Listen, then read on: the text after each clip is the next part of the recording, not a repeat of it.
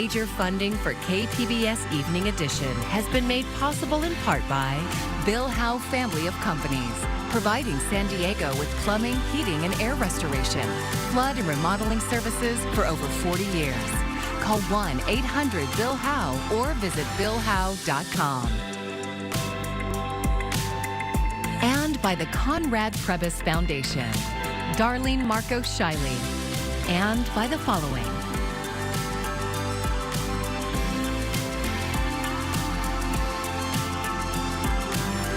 And by viewers like you. Thank you. Thanks for joining us. I'm John Carroll in for Maya Trabulsi. Protests against the Trump administration are happening across the U.S. today. Many of them are happening in state capitals, but there's one here in San Diego going on right now. KPBS reporter Tanya Thorne joins us from this particular protest in front of the federal courthouse downtown. Tanya? John, this demonstration is part of a movement being called 50 States, 50 Protests in one day. A flyer started circulating online today with the words "Oppose Fascism and Defend Democracy." It called for a protest here at the downtown federal court where we are now. You can see a culmination of different concerns: immigration, LGBTQ rights, the dismantling of DEI, and more. We spoke to Laura Payne, a musician with the Resistors Band. She says the new administration is less than a month in office and creating chaos. Since the new administration came in, we're starting to see very fast and furious Project 2025 being enacted, which is taking away our democracy and our rights in so many ways, shapes, or form, and also widening the gap between the poor and the rich. John, we've been covering protests all week, mostly on immigration, and they don't seem to be letting up. More protests are planned throughout this week. Live from downtown San Diego, Tanya Thorne, KPBS News. Thank you, Tanya. It's been a topsy-turvy week for more than 250 federal prosecutors and support staff in the San Diego U.S. Attorney's Office. KPBS's Amita Sharma reports the Trump administration's offer to 2 million federal workers to resign by tomorrow has left the office feeling under siege. The Trump administration sent an email titled "Fork in the Road" to federal employees January 28th. It says the aim is to reform and streamline the workforce and offers everyone a chance to resign. The email also states workers will now be subject to, quote, enhanced standards of suitability and should be, quote, reliable, loyal, and trustworthy. In response to that email, San Diego U.S. Attorney Tara McGrath sent KPBS a statement that read, quote, at every fork in the road, this office will choose the path of justice, no matter how challenging the terrain. Our prosecutors and staff are among the finest public servants in America, and this district can rely on our unwavering commitment to public safety. Former San Diego federal prosecutor Phil Halpern is in touch with some current prosecutors. He says they view the Trump administration's resignation option with suspicion. There were a lot of people who believed in the office that if you didn't play along, your head was going to be put on the block to be taken off. You'd be on a list of people to be fired. And because of that, there was many, many people in the office, I'd say perhaps the overwhelming majority, that received it with surprise, confusion, and outrage. It's unclear just how many local federal prosecutors will take the administration's offer to resign. Halpern says currently about 30% of the office's criminal cases deal with immigration. But there's no saying they wouldn't have 50 or 60%. So because we're on the border, it could clearly affect this office in many ways. Fraud, political corruption, and violent criminal prosecutions could go down as a result, Halpern says. Meanwhile, California Attorney General Rob Bonta called Trump's buyout offer a pointed attack aimed at dismantling the federal workforce. The Trump administration promised to pay those who resigned this week through September, but Bonta urged federal workers to heed union warnings that there is no guarantee. The White House did not respond to a request for comment. Amita Sharma, KPBS News. Democrats and Republicans have long fought over funding for a federal agency that provides humanitarian aid around the world. This week, all of its staff will be placed on administrative leave. More on the future of USAID in a few minutes. Condemnation from world leaders was swift after President Trump said the U.S. will, quote, take over Gaza. Our Washington correspondent, Julia Benbrook, has more. President Donald Trump's comments break with decades of U.S. foreign policy, which has long emphasized a two-state solution to the Israel-Palestinian conflict, and open questions about how Trump's proposed land grab would proceed, what legal authorities it would have, and who would pay for those efforts. Now, on Tuesday, Trump delivered the most stunning U.S. intervention in the long history of the conflict. He's suggesting that 2 million Palestinians should be relocated from Gaza to new homes elsewhere so that the U.S. could take ownership of the Strip, possibly with help of U.S. troops. The former real estate developer is describing his vision for the war-torn area as a new Riviera. We'll own it and be responsible for dismantling all of the dangerous unexploded bombs and other weapons on the site, level the site and get rid of the destroyed buildings, level it out, create an economic development that will supply unlimited numbers of jobs and housing for the people of the area. The comments came during a joint news conference with Israeli Prime Minister Benjamin Netanyahu. Netanyahu is the first foreign leader Trump has hosted since he started his second term. Now, the reaction to Trump's comments has been swift. Arab nations have rejected any suggestions to displace Palestinians from Gaza, which opponents argue would amount to ethnic cleansing. The Palestinian Authority president says a U.S. takeover of Gaza would be a, quote, serious violation of international law. While speaking with reporters on Wednesday, White House Press Secretary Caroline Leavitt called Trump's proposal a, quote, out-of-the-box idea. Reporting in Washington, I'm Julia Benbrook. Looking ahead to tonight, we'll have showery activity in and around this area. It's not necessarily going to be a complete washout, but we're not ruling out a shower or two. Now, we will bottom out here in San Diego at 57. We'll track how long this rainy and cloudy weather will stick around before we start to dry out. It's time for our next Why It Matters segment. Voice of San Diego editor and CEO Scott Lewis tells us about an issue in La Jolla that's been percolating for quite a while.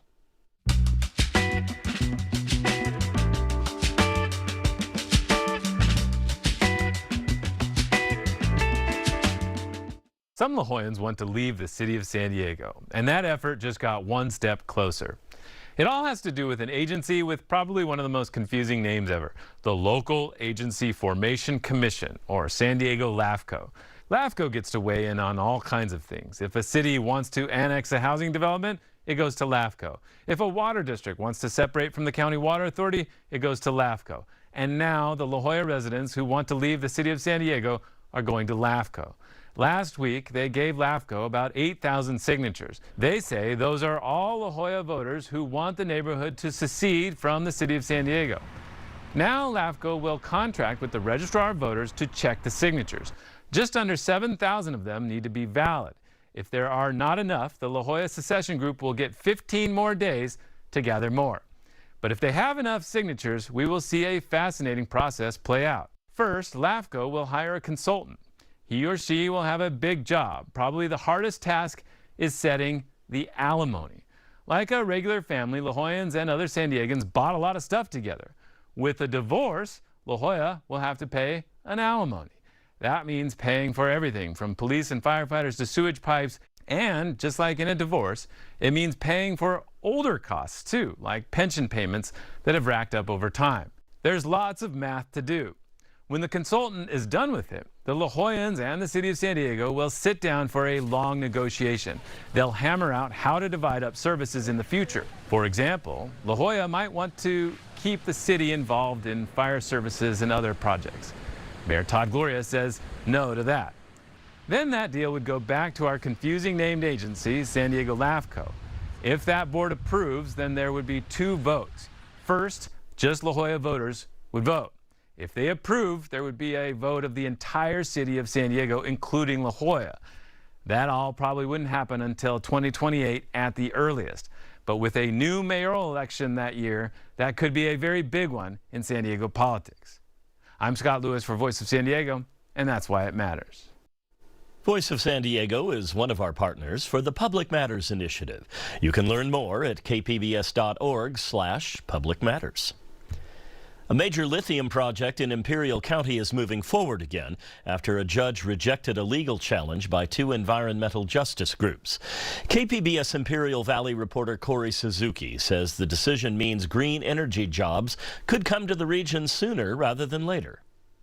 The challenge was filed last year by two environmental groups. They said county officials had rushed their environmental analysis of the project, which is located near the Salton Sea. But last month, a county judge rejected those arguments.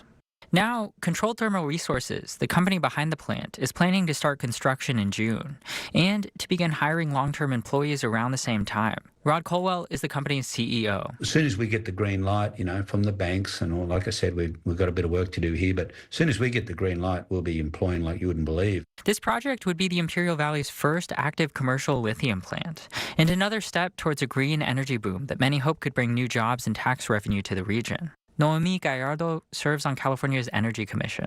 CTR or any of the other developers, any major steps they take forward on building out those projects, I think is extremely significant for seeing Lithium Valley, happen. Environmental advocates say they're disappointed by the ruling, but are prepared to keep pushing for stronger safeguards on the emerging industry.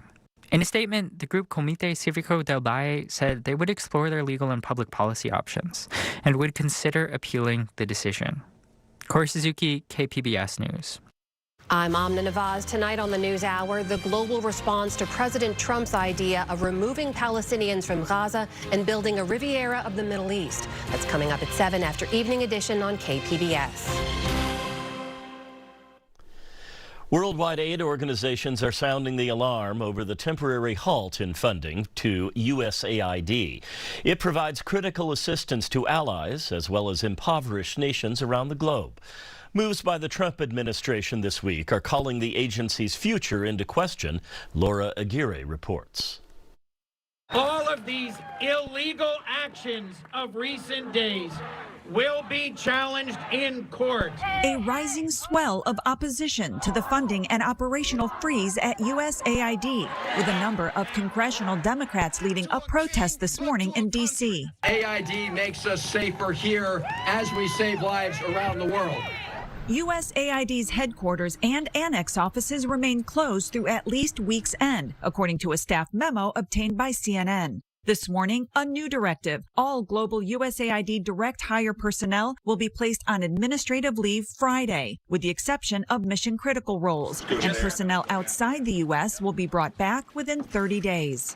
You cannot pause an airplane in mid-flight and fire the crew, but this oligarch with unchecked power is doing that to the entirety of our foreign assistance worldwide. In recent days, the Trump administration has empowered Elon Musk to gain unprecedented access and control at USAID and the U.S. Treasury. When Congress funds an agency, they give broad discretion to the executive branch on how it's administered. They're using that authority right now in a way it hasn't been used in a long time, so it looks radical. As the USAID funding fight appears headed for court, global U.S. adversaries are watching. China and Russia are celebrating. They've been trying for undermining the U.S. in this way for decades, and Elon Musk is making it happen now. I'm Laura Aguirre, KPBS News. Over the weekend, thousands of government websites went offline as agencies moved to comply with President Trump's executive orders targeting diversity. KPBS military reporter Andrew Dyer says the Pentagon is also removing information on climate change. Until recently, www.climate.mil was the home of the DoD Climate Resilience Portal. It's a landing page full of resources military leaders could use to plan for the impacts of climate change. The website had a public-facing side and one accessible only to those with a military ID. Now it's gone. In recent years, I think the Pentagon has really taken a step forward and been much more forward-leaning in terms of addressing climate and climate adaptation as a national security priority. Catherine Yusko is a research analyst at the American Security Project, a nonpartisan think tank. She specializes in climate security and the military. She says the military has to prepare for the changing climate. We need to make sure our military equipment is able to navigate these environments. We need to make sure our forces are able to navigate these environments. And we need to be able to anticipate where, when, and what degrees of threat we need to effectively plan for. Not all climate change-related material is gone from the Pentagon's website. For example, the DoD's Climate Adaptation Plan is still online. But the missing climate resilience portal had more detailed information, like flood maps of military bases that leaders could use when facing extreme weather or making planning decisions. KPBS could not find the information elsewhere on the Pentagon's website. Yusko says accounting for climate change is especially important for U.S. allies in the Pacific, allies that could look elsewhere for help mitigating the potential instability that comes with the changing climate. If we don't do that, someone else will, might be China. They know that this is an area that many of our partners are interested in, and they are leveraging that to the best of their ability. The Defense Department didn't respond to questions about when or why the climate resilience website was removed. Yusko acknowledges climate change has become politicized, but says military leaders are going to have to plan regardless. We can call it natural disasters. We can call it catastrophic events, extreme weather events, whatever we want to call it. The data points to an increase in the frequency and severity of these events. And those events have real implications for human lives and real implications for U.S. national security. The deleted web pages and their content are still accessible via the Internet Archive at web.archive.org. Andrew Dyer, KPBS News. Many local businesses and industries are keeping a close eye on tariff talks. Our media partner, KGTV, reached out to the San Diego Chamber of Commerce for insight on how these tariffs could impact our region. They say the tariffs could cost the average San Diegan thousands of dollars per year, as they would drive up prices. The subject was top of mind during a meeting with elected officials in Sacramento today. Our members in the business community is certainly on edge with all of the back and forth, but we are optimistic that we'll continue to have progress in these conversations. And it's really important to note that when we're talking about tariffs, you're really talking about a tax on U.S. customers. It's going to come right back to us. The chamber says products that could be hit hard in San Diego include medical devices, cars, as well as groceries. In addition to the Sacramento trip today, the chamber says it plans to go to Washington, D.C. in April. Ad prices are up, ticket prices are down, and the groceries that make a Super Bowl spread are a mixed bag. Karen Kafa is in Washington to break down the numbers around Sunday's big game. With the price tag of some Super Bowl ads at $8 million for 30 seconds, Donna Werdelich, a professor of marketing at Virginia Tech, says advertisers still see the steep price of admission as worth it. Why? Because now it's a little bit more of a show, right? There's a couple of more components that are really, really involved now, such as the Taylor Swift effect. Taylor Swift's presence as she roots for Chiefs star Travis Kelce, broadening the game day audience and the opportunities for brands like Dove Spot, encouraging girls in sports, and Haagen-Dazs. What happened to Fast Life? Not today. With Vin Diesel showing a softer side. Memorable marketing moments and really bringing and engaging the country in and really, really trying to bring it back to this is one of the staples of America. Watching at home means eating at home. The National Retail Federation says Americans will spend about $18.6 billion on game day celebrations, with most consumers buying food and beverages. Wells Fargo found some game day favorites more costly this year and others a little less. We're seeing what we're calling kind of a seesaw effect out in the grocery store. Items pricier than last year include raw chicken wings up 7%, avocados and cherry tomatoes both up more than 11%, with the domestic supply of tomatoes crunched after Florida hurricanes. Consumers are going to be paying more, not only due to popularity, but also because they are being imported. Frozen pizzas, chips, and salsa among items trending cheaper than last year. In Washington, I'm Karen Kafa.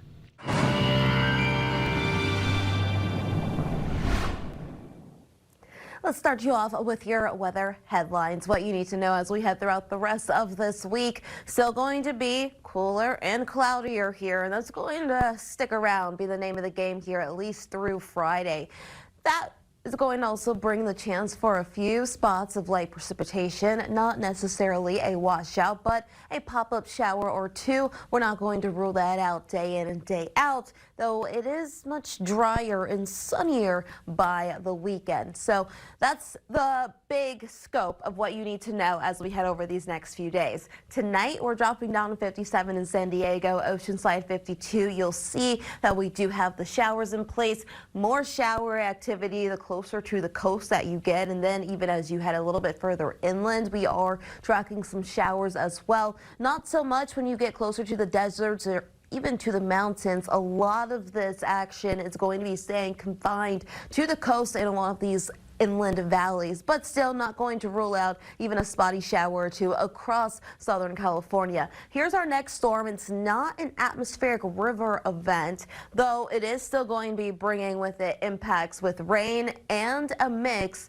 as well as some heavy mountain snow right through the Sierra up through the Siskiyous. San Diego here tomorrow. It's still going to be quite cloudy and rainy. 66 on tap for you. Similar story in Oceanside. Pretty uniform there along the coast. Borrego Springs, you're going to be topping off at 76. You don't really have too much to be concerned about when it comes to the rain. The clouds, though, hang on. In Mount Laguna, you'll be at 50. Let's play this out for you. A future radar showing that a lot of that cloud cover does stick here along the coast. That does extend from San Diego up through LA. A lot of the more significant precipitation is going to be from LA on north. We're just going to be seeing a few sprinkles here as you travel a little bit further south towards San Diego. Now, this takes us all the way through Thursday evening, and we're still watching some of that precipitation, again, mostly on north, but we're not going to rule out even here along the coast. This is through Friday. We are still tracking some showers, and we're staying in the mid-60s. Though we do start to dry out, we'll have the sunshine there. Further inland, similar story. The showers stick around through Friday. Temperatures take a dip, but then we rise again by a few degrees at least by the weekend. Inland, or at least across the mountains, it's going to be windy and it's going to be cloudy, and we're going to probably throw in a shower or two by Friday. Then by the weekend, clear skies, back up to 50 there by Saturday. And for the deserts, well, we are sitting in the 70s, and not too much of that action is going to make its way towards you. For KPBS News, I'm meteorologist Bree Guy. February is Black History Month, and in San Diego, that history includes the story of a wartime entrepreneur who turned his passion for skydiving into a local business more than 80 years ago. Ken Kramer tells us about him. It's still here on 8th Avenue, just north of Market Street, and if you could go back into the early 1940s and go inside this building here, you'd see people very busy sewing, needle and thread and sewing machine sewing, and in charge of the place was Mr. Howard Smith. Well, everybody knew him as Skippy, and they knew that Skippy was a daredevil. Jumped off and out of airplanes is what he did, made a living by leaping. And more than that, he was one of a very few parachute acrobats who were black. That made Skippy Smith a novelty performer who also happened to know pretty much everything about parachutes when suddenly the nation needed a lot of them. United States paratroopers prepare to go into action. Parachutes were in demand, and if you had a company that could make them, there was work for you and jobs for your employees. Only thing, Skippy Smith didn't have a company, and being black in segregated America, where would he get the money to start one in San Diego? You had to know somebody, right? Well, guess who Skippy Smith knew? Eddie Rochester Anderson, first black American to have a continuing role on a network radio show with Jack Benny. He was a TV and film actor, major star, and show business friend of Skippy Smith. Rochester agreed to finance the operation, and so he jump-started, so to speak, San Diego's Pacific Parachute Company. In 1942, San Diego journalist Harold Keene wrote about the place. how President Roosevelt had issued an executive order prohibiting racial discrimination in hiring, and how still it was difficult for blacks to find jobs. But at Pacific Parachute, there was no color line. If a worker was recommended to him and could do the work, Skippy Smith hired blacks, whites, women of Mexican descent to sew side by side, making what were called pilot chutes and parachutes for flares and bombs. So remarkable was that in 1943 that the National Negro Business League named it the #1 African-American business in the nation. But by the following year, with the war winding down, San Diego's Pacific Parachutes closed. Eddie Rochester Anderson went on, of course, to perform in movies and TV episodes with Jack Benny, becoming one of the most familiar and beloved television comedy figures of the 1950s and 60s. Skippy moved to Los Angeles, where he is said to have had a variety of jobs. The building where he and Pacific Parachutes broke color barriers in those wartime years does not bear his name today, in a city that nearly 80 years later hardly seems to have known him.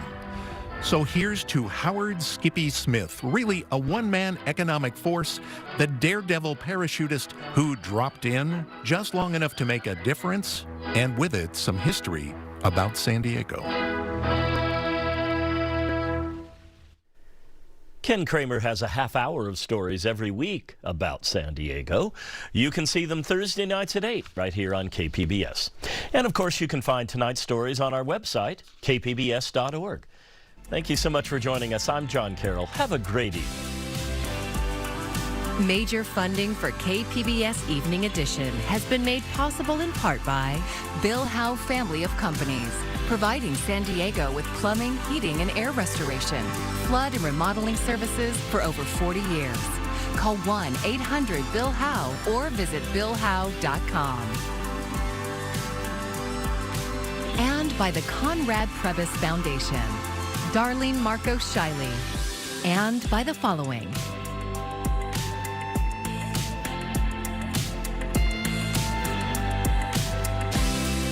And by viewers like you. Thank you.